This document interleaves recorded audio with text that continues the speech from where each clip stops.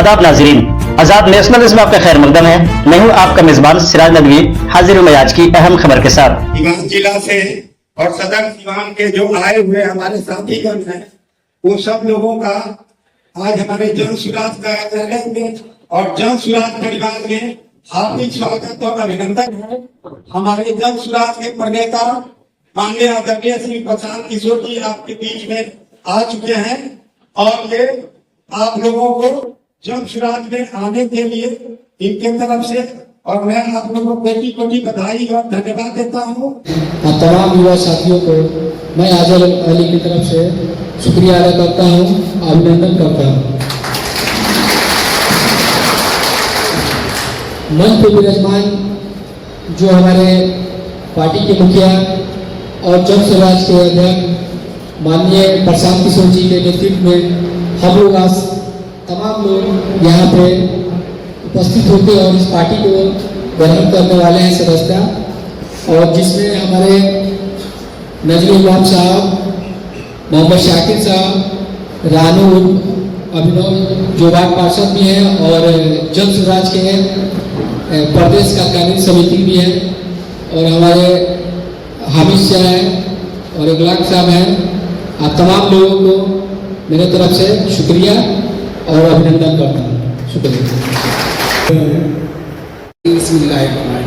मैं अरशद खुर्शीद, मैं सिवान में लगभग 2010 से मैं टीचिंग के काम करता हूँ, और जब मुझे मालूम हुआ कि आजम भाई साहब जन स्वराज पार्टी से समारोह सम्मेलन के लिए निकल रहे सिवान से, तो मुझे बहुत खुशी हुई और मैंने इनका साथ भी लिए, मैंने इनका साथ हो गया, कहा कि मैं सिवान से चलकर मैं पटना जाऊंगा और मैं जो जन स्वराज के जो अध्यक्ष साहब हैं उनसे मैं मिलूंगा और जहाँ तक मुझसे हो सकेगा मैं इनका साथ दूंगा, और इनसे मैं अपने दोस्तों अपने अहबाब से मैं मिलकर मैं इनके अपने जो जन स्वराज पार्टी है मैं उनको मैं नए नए जो नौजवान हैं उनसे मैं चाहूँगा कि वो भी एक बढ़ चढ़ के हिस्सा ले और हमारे आजम भाई को साथ दें, और सिवान में जहाँ तक हो सके जो हमारे जानने वाले लोग हैं या हमारे जो करीबी लोग हैं या हमारे रिश्तेदार जो भी हैं, हम चाहेंगे कि आए और आप कम से कम जो है जन स्वराज पार्टी में हिस्सा ले, बढ़ चढ़ के हिस्सा ले, अपनी जान माल से लेकर जहाँ तक हो सके इसमें हिस्सा ले और इसमें और जन स्वराज पार्टी को कामयाब बनाने में भरपूर मदद करें। संसद के सदस्य कभी जनता दल और माननीय आजम बाबू उनके सदस्यता में हम लोग यहाँ सिवान से सब करते हैं। आप लोगों को जन सुराज में विधिवत आप लोगों को जब ज्वाइन करा दिया गया है, अब माननीय आदरणीय प्रधान किशोर जी से मैं निवेदन करूंगा कि संबोधित करें। बहुत बहुत धन्यवाद आप सभी साथियों का। सबसे पहले तो आप सबका व्यक्तिगत तौर पर स्वागत और आभार कि आप लोग जन स्वराज के इस प्रयास से इसको देखकर समझकर आज इससे जुड़ने का निर्णय ले रहे हैं। इस परिवार में आप सभी साथियों का हृदय से स्वागत कर रहे हैं, आपका धन्यवाद कर रहे हैं।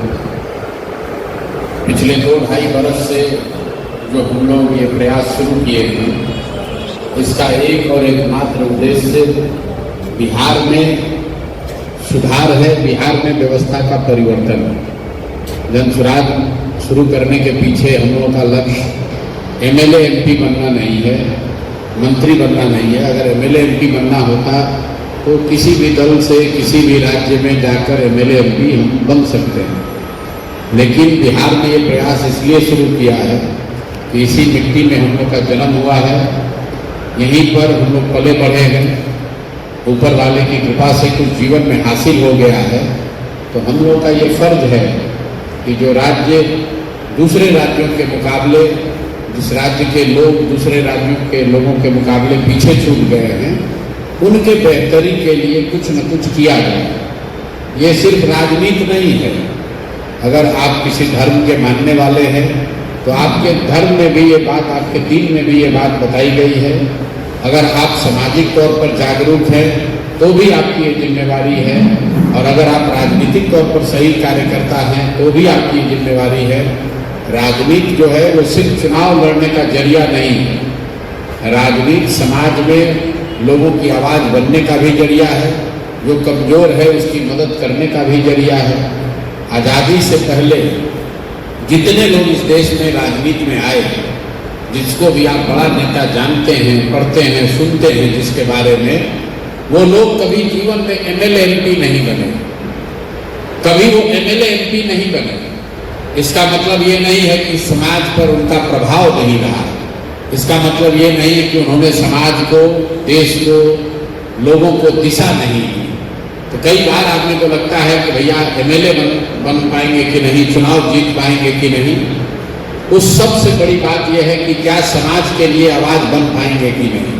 आज जनसुराज के पास एक भी विधायक नहीं, हम लोग तो पार्टी अभी बने हैं, तो अभी हम लोग के पास कोई विधायक सांसद नहीं है, लेकिन राज्य में एक बहुत बड़ी संख्या लोगों की ऐसी है जो ये मानता है कि अगर जनसुराज से प्रशांत किशोर या जनसुराज पार्टी के लोग किसी मुद्दे को उठाएंगे, किसी बात को समाज में रखेंगे, तो सरकार को उसका संज्ञान लेना पड़ेगा।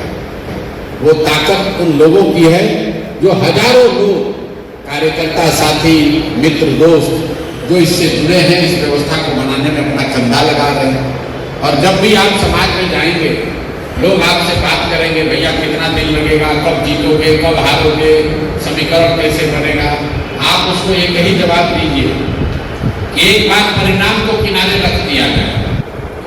परिणाम को अगर किनारे रख दिया जाए तो ये बताइए कि बिहार को सुधारने का प्रयास होना चाहिए कि नहीं होना चाहिए। और अगर प्रयास होना चाहिए तो प्रयास आज कीजिए या हम करें, प्रयास आज हो या 20 वर्ष के बाद हो, करना तो किसी न किसी बिहार के व्यक्ति को ही पड़ेगा। इसलिए परिणाम की चिंता किए बगैर, अगर आप हिंदू हैं तो गीता में आपको कृष्ण ने यही बताया कि फल की चिंता किए बगैर आपको अपना काम करना है।